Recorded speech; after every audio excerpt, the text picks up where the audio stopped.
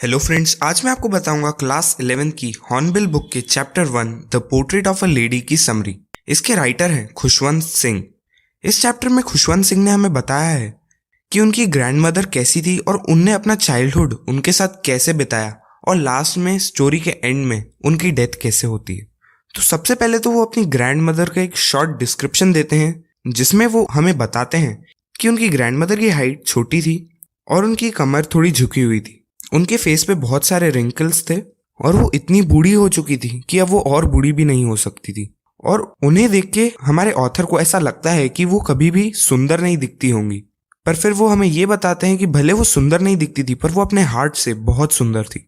उनकी ग्रैंडमदर पूरे time prayer करती रहती थी और उनके हाथ में हमेशा एक रुद्राक्ष की माला हुआ करती थी। फिर ऑथर उनके स्वभाव की सुंदरता को बताने के लिए एक लाइन कहते हैं जो है, she was like a winter landscape in the mountains, an expanse of white serenity breathing peace and contentment. जिसे वो ये कहना चाहते हैं कि उनकी सोल बहुत ही प्योर एंड सीक्रेट थी। ऑथर हमें ये भी बताते हैं कि उनके ड्राइंग रूम में उनके ग्रैंडफादर का एक पोर्ट्रेट भी लगा हुआ था जिसमें उन्होंने एक बड़ी सी टर्बन मतलब पगड़ी पहनी हुई थी और बहुत ही ढीले ढाले कपड़े पहने हुए थे और उनकी बहुत बड़ी सफेद दाढ़ी भी थी। और ऑथर को उन्हें देख के ऐसा लगता था कि वो 100 साल से भी ज्यादा बूढ़े हो चुके हैं। फिर ऑथर हमें ये बताते हैं कि उनकी ग्रैंडमदर और वो बहुत ही अच्छे दोस्त थे।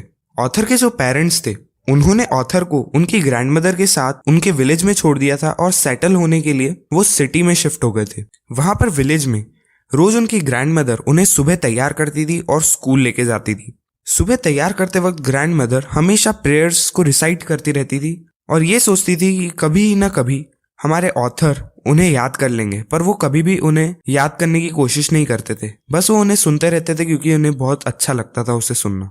ऑथर हमें ये भी बताते हैं कि सुबह स्कूल जाते टाइम उनकी ग्रैंडमदर उन्हें एक वुडन स्लेट देती थी और कुछ येलो चॉक्स और उसके साथ एक इंक पॉट और एक रेड पेन दे देती थी। फिर ऑथर बताते हैं कि उनकी ग्रैंडमदर उन्हें सुबह नाश्ते में स्टील चपातीस दिया करती थी जिसपे बटर और शुगर लगा हुआ रहता था और स्कूल जाते टाइम वो कुछ और स्टील चपातीस को अपने साथ ले जाया करती थी विलेज डॉग्स को खिलाने के लिए। फिर ऑथर हमें ये बताते हैं कि उनकी ग्रैंडमदर हमेशा उनके साथ स्कूल जाया करती थी क्योंकि उनके स्कूल से अटैच्ड एक टेम्पल था। जब बच्चे स्कूल में पढ़ रहे होते थे तब उनकी ग्रैंडमदर टेम्पल में बैठ के होली स्क्रिप्चर्स को पढ़ा करती थी जैसे कि गीता, और जब दोनों का काम खत्म हो जाता था तब वो दोनों अपने घर आ जाते थे। फिर ऑथर हमें ये बताते हैं कि उनके जब पेरेंट्स सिटी में सेटल हो जाते हैं तब वो उनकी ग्रैंडमदर और उन्हें सिटी में रहने के लिए बुला लेते थे। और हमारे ऑथर इसे एक टर्निंग पॉइंट डिस्क्राइब करते हैं अपनी ग्रैंडमदर और उनके बीच की फ्रेंडशिप का। वो ऐसा इसलिए कहते हैं कि भले ही अब सिटी में वो एक सेम रूम में ही रहते थे पर अब ऑथर एक इंग्लिश स्कूल में जाया करते थे, वो भी एक बस में बैठकर, और अब उनकी ग्रैंडमदर उनको उनके स्कूल तक छोड़ने भी नहीं जाया करती थी। और वहां पर सिटी में कोई डॉग्स भी नहीं होते थे जिन्हें ग्रैंडमदर चपातीस खिला सके, पर वहां पर डॉग्स को रिप्लेस कर दिया था स्पैरोज ने।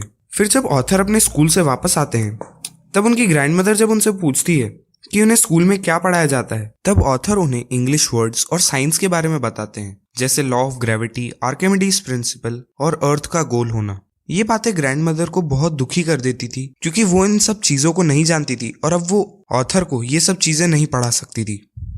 साथ में वो इस बात से भी दुखी थी कि उनके स्कूल में भगवान और होली स्क्रिप्चर्स के बारे में कोई पढ़ाई नहीं करवाई जाती थी। और जब ऑथर ने उन्हें बताया कि उनके स्कूल में म्यूजिक लेसन्स उन्हें सिखाए जाते हैं तब तो ग्रैंडमदर बहुत ही ज्यादा उदास हो गई क्योंकि उन्हें लगता था कि म्यूजिक और डांस जेंटलमैन्स के लिए नहीं होते हैं और वो उन्हें शोभा नहीं देते। इन सब चीजों से उनकी ग्रैंडमदर बहुत ज्यादा दुखी हो गई और उनसे फिर बहुत कम बात करती थी। फिर जब ऑथर यूनिवर्सिटी में पढ़ने गए तब ऑथर को अपना एक कमरा दे दिया गया था। तब वो ये कहते हैं कि उनका जो आखिरी कॉमन लिंक था अपनी ग्रैंडमदर की साथ फ्रेंडशिप का वो टूट गया था क्योंकि अब वो अलग अलग कमरे में रहने लगे थे। अब ग्रैंडमदर बहुत ज्यादा चुप रहने लगी थी और वो अपना स्पिनिंग व्हील बहुत कभी कभी ही छोड़ती थी और पूरे टाइम प्रेयर्स रिसाइट करती रहती थी। दिन के समय खुद को रिलैक्स करने के लिए वो स्पैरोस को खाना दिया करती थी। वो अपने वेरांडा में ब्रेड के छोटे छोटे टुकड़े करके बर्ड्स की तरफ फेंक देती थी और वहां पे बहुत सारी स्पैरोस जमा हो जाया करती थी। पूरे घर में स्पैरोस की आवाजें गूंजने लगती हैं और ऑथर उन्हें ये टाइम उनका हैप्पीएस्ट टाइम बताते हैं।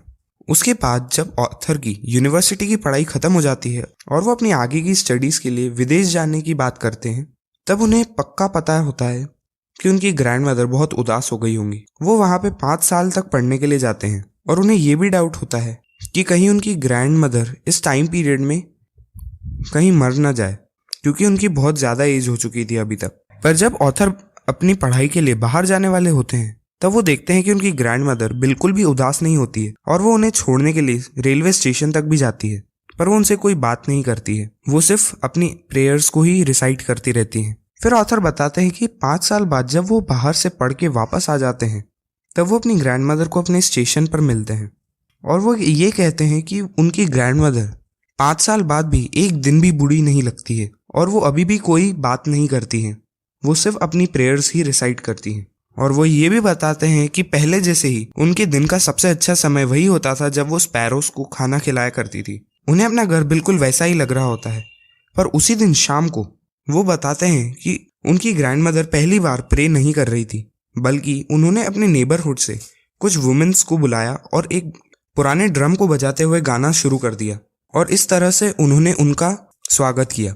और ऑथर को ऐसा लगता है कि ये पहली बार ही होगा जब उनकी ग्रैंडमदर प्रे नहीं कर रही थी। उसके अगले ही दिन सुबह उनकी ग्रैंडमदर बीमार हो गई। डॉक्टर ने कहा कि उन्हें हल्का फीवर है और ये चला जाएगा, पर उनकी ग्रैंडमदर कहती है कि उनका अंत बहुत ही करीब है और उनके पास कुछ ही घंटे बचे हैं और वो अपने इस आखिरी समय में किसी से बात करके अपना समय खराब नहीं करना चाहती है और वो सिर्फ प्रे करना चाहती है। और वो जब पीसफुली अपने बेड पर लेटी हुई थी और प्रे कर रही थी तब एकदम से उनके लिप्स रुक जाते हैं और उनके हाथ से उनकी रुद्राक्षी माला गिर जाती है। तभी घर के लोग ये समझ जाते हैं कि अब वो नहीं रही।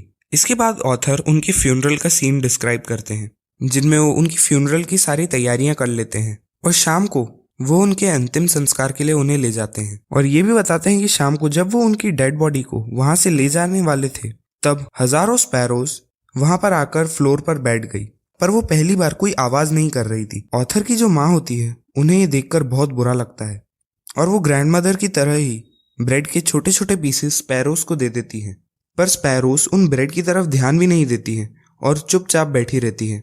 और जब वो ग्रैंडमदर की डेड बॉडी को वहां से ले जाते हैं तब सारी स्पैरोज चुपचाप चली जाती हैं और अगले दिन सुबह सारे ब्रेड के पीसेस स्वीपर वहां से हटा देता है। और ऐसे एंड होती है ये story the portrait of a lady.